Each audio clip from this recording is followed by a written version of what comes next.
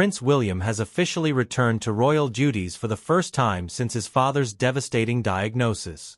In a rare emotional statement he said, "We are incredibly grateful for everyone's care and kindness." But even those words couldn't mask the weight of what the royal family is enduring behind palace walls. King Charles has been diagnosed with a grave, reportedly incurable illness.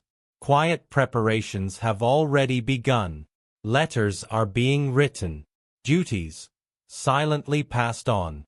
And in a deeply personal note to Prince William, the king wrote just 5 words, "Now it's your turn." His public appearances have slowed. His calendar has begun to clear. A quiet stillness is settling across the monarchy, and the country can feel it. With every subtle step back, the question becomes louder. How will this reign end? The king's farewell hasn't come in the form of a televised speech or royal address, but in silence, scribbled ink, and fading presence. In one letter to William, the king wrote, "Take it and do better than I did." A message that changed everything. Sources say he's putting things in order, not just documents, but emotional closures. Letters, reflections, final words. Even Prince Harry received a sealed message, delivered via diplomatic channels. What it contained remains unknown, but insiders say it may have been the king's final attempt at peace. Behind the scenes, Charles's schedule is being quietly rearranged. Public engagements are vanishing without explanation. One moment, all seemed normal. The next, the king was rushed to hospital amid reported complications with treatment. The palace called it temporary. Few believed it. Media speculation exploded. Some recalled the eerie calm that preceded Queen Elizabeth's passing. And once again, the same question began to circulate. Is this the beginning of the end? Then came the boldest claim yet.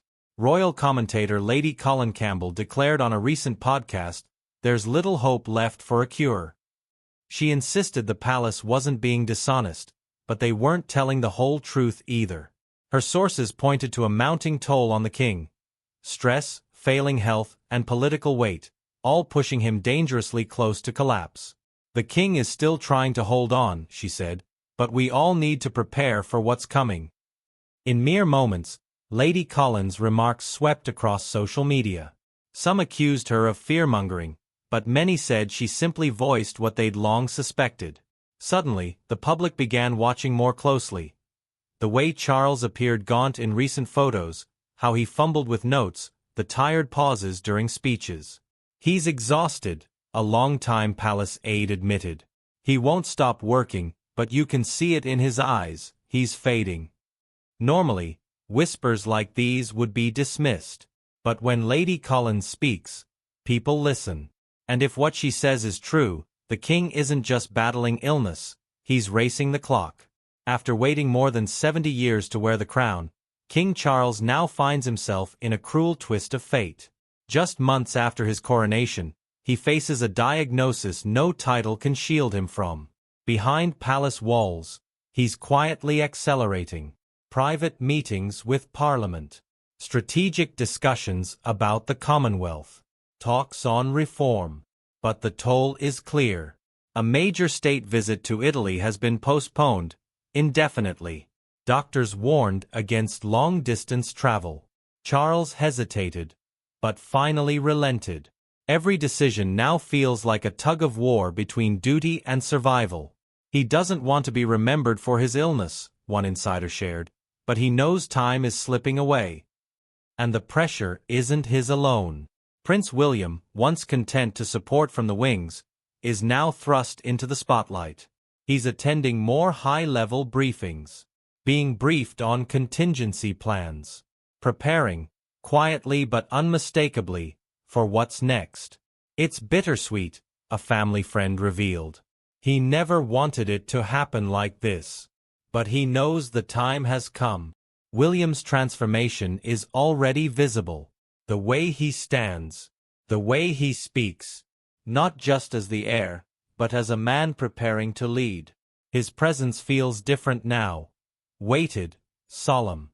"He's acting like a king already," one commentator said bluntly. But while William carries the weight of the crown's future, he's also shouldering the pain of personal loss. And with Catherine facing her own health battles, the strain is immense. Then came an unexpected gesture, one that startled even the closest members of the royal circle. King Charles requested a handwritten letter be sent to Prince Harry. No press release. No media involvement. Just 5 simple words. Let there be peace. It was raw, unfiltered, and deeply personal. He wanted Harry to know he's always been his son, an insider said. Not a prince, not a headline, just his son. It marked a quiet shift in the palace. 4 years, Charles had remained distant from the rift between his sons. But now, confronted by mortality, silence was no longer an option. If not him, then who? The aide asked. If not now, then when? No one knows how Harry will respond. But a seed has been planted. And in times like these, when everything else crumbles, the impossible sometimes finds its moment. Behind closed doors, the royal family is having conversations no cameras will capture. There are no titles, no rehearsals, just people facing a deeply human reckoning. Illness has a way of stripping away the ceremony and revealing the truth beneath. Grief, fear, regret, and sometimes reconciliation. As the monarchy faces one of its most emotional trials in recent history, the public watches closely. But sympathy is mixed with suspicion.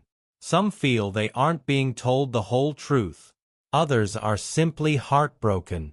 He's waited his entire life, one woman in Cardiff told the BBC, tears in her eyes. Now we might lose him. Online, the sorrow spread fast. Old photos of a young Prince Charles flooded timelines.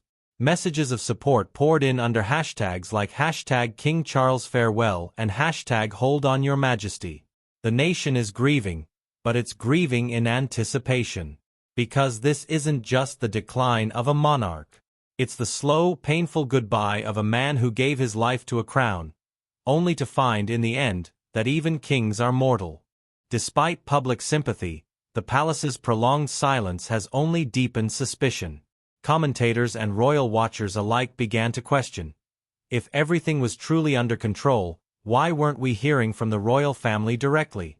Rumors swirled. Was Charles more ill than they let on? Was he still running daily affairs, or had that responsibility already shifted behind the scenes?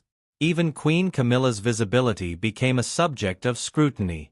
While Charles remained unseen, she continued attending events, smiling at fundraisers, and representing the crown solo.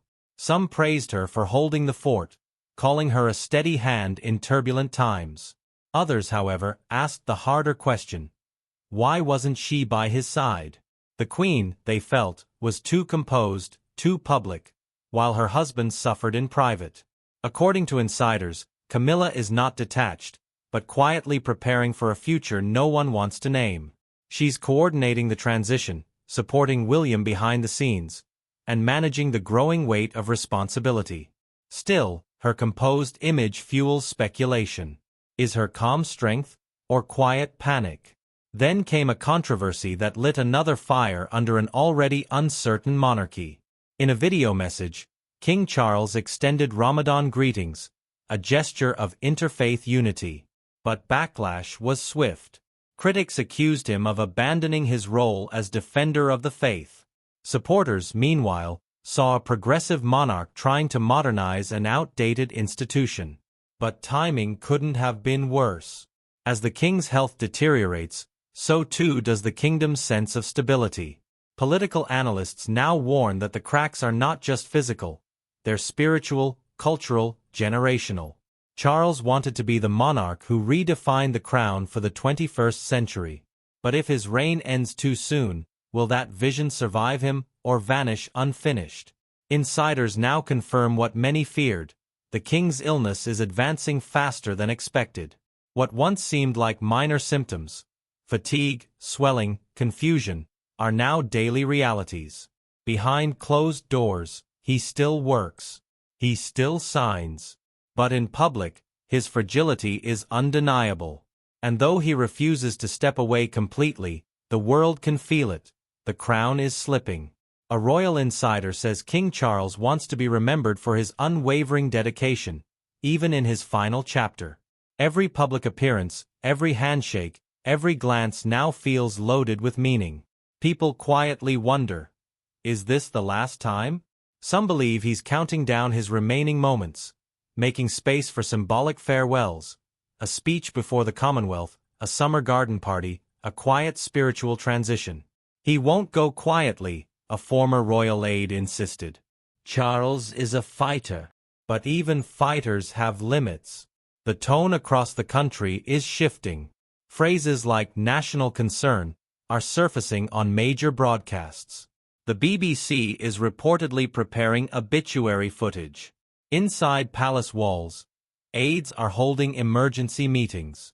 The nation, still reeling from the loss of Queen Elizabeth, is being forced to prepare for another painful goodbye, one many are not ready to face. Grief still lingers from the Queen's passing. Her memory lives on in postboxes, currency, and the quiet ache of her absence. Now, just a year later, Britain must brace for another farewell. A Londoner captured it simply on live radio. We never finished mourning her. And now we must begin again.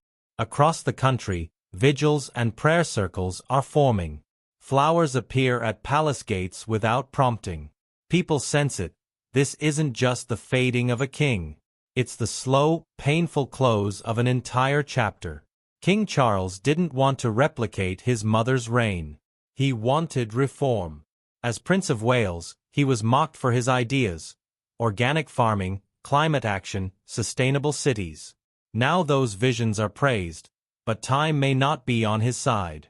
His plans to modernize the monarchy remain unfinished. Inside the palace, tensions simmer. Not all senior royals share his vision. Some fear his legacy may be defined not by what he did, but by what illness prevented him from completing. The tragedy, a journalist noted, is not just losing a king, but losing a king who never became the man he hoped to be. The world is watching, not just Britain. As the king's influence fades, the Commonwealth is fracturing. From Australia to the Caribbean, former colonies are questioning the purpose of staying tied to a monarchy they barely see. Barbados has already cut ties. Others may follow. In Canada, quiet debates grow louder. In Jamaica, there's open talk of independence. The symbolism of the crown is growing dim. What comes next may reshape not just Britain, but the very concept of monarchy itself. The love for Queen Elizabeth still lingers in the air, deep, enduring, and untouched by time. But when it comes to King Charles, the sentiment shifts. It's colder, more complicated. A Jamaican minister summed it up candidly: "We're curious about Prince William, but with Charles, there's no connection." His illness, as tragic as it is, has only intensified conversations in nations where Republican sentiment is growing louder. Analysts warn that the longer Charles remains in a weakened state, the harder it becomes to justify maintaining royal ties. Even within the borders of Britain itself, the cradle of royal tradition, questions are surfacing like cracks in an ancient monument. Once untouchable, the monarchy now stands under a harsher spotlight. Does it still command global reverence? Does it still inspire loyalty among its own people? Or has its image faded into a relic of the past, more ceremonial than meaningful? The nation is asking, what does the crown stand for in this new age? And more urgently, who will carry it forward? Increasingly, that focus falls on one man, Prince William. To many, he represents a bridge between eras, the embodiment of both continuity and change. But William is not just stepping into a ceremonial role, he's stepping into a storm. Behind his composed public appearances lies a heavy truth. He is navigating this transition while burdened by private grief, the declining health of his father, a wife recovering from serious medical battles, and the pressures of raising a young family in the glare of global scrutiny. This is not the moment he envisioned, a senior aide at Kensington Palace admitted. He always knew he would be king one day, but never imagined it would come wrapped in so much sorrow. With his children still too young to fully grasp the weight their father now carries, William moves forward, slowly but surely, into a role history is pushing upon him faster than anyone anticipated. Inside the gilded walls of the palace, a quiet transformation is underway. Responsibilities once reserved for King Charles are now being quietly delegated to his son. Invitations, speeches, briefings, meetings. The rhythm of the crown is shifting, and William is learning it beat by beat. Every smile at a hospital, every firm handshake at a royal engagement, every word in public is now carefully studied, not as gestures of a prince, but as signs of a monarch in the making. "He's being tested in full view of the world," said one royal watcher. "This isn't just preparation. This is fire. And he's being forged in it." The boy who walked behind Princess Diana's coffin is now the man preparing to shoulder a nation's hopes. The transformation is quiet but profound. You can see it in his eyes. More shadowed, more intense. He no longer walks behind a crown. He is walking toward it. But the path ahead is anything but smooth. Rumors of abdication swirl like fog in royal corridors. Legal teams are said to be reviewing constitutional contingencies. Senior aides have begun outlining transition protocols, drafting a plan to ensure the monarchy doesn't stumble in uncertainty. There might not be an official abdication, one courtier shared, but a silent transfer of power is already in motion. Yet others close to the king remain firm. Charles will not yield. For him, to let go would feel like defeat, a relinquishing of a destiny he waited 7 decades to fulfill. Meanwhile, Prince William prepares, not with fanfare but with resolve. The weight of centuries rests on his shoulders. Queen Camilla, composed and dutiful, continues her role beside the king. And across the ocean, Prince Harry remains on the edge of the frame, awaiting a call that could either begin healing or carve the rift deeper. "The king wants reconciliation," a confidant revealed. "He wants peace before the curtain falls. But whether that peace will come, remains to be seen.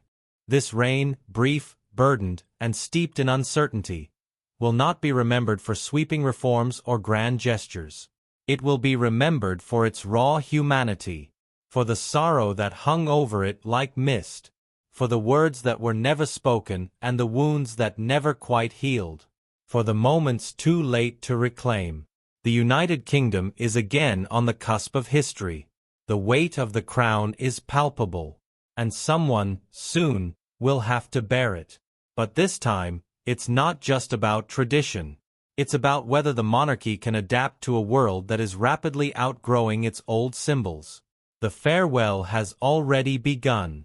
And though King Charles still wears the crown, it no longer rests easily. Each day passes with quieter engagements, fewer appearances, more silence. That silence has begun to echo louder than words. This is no ordinary transition. It is a reckoning.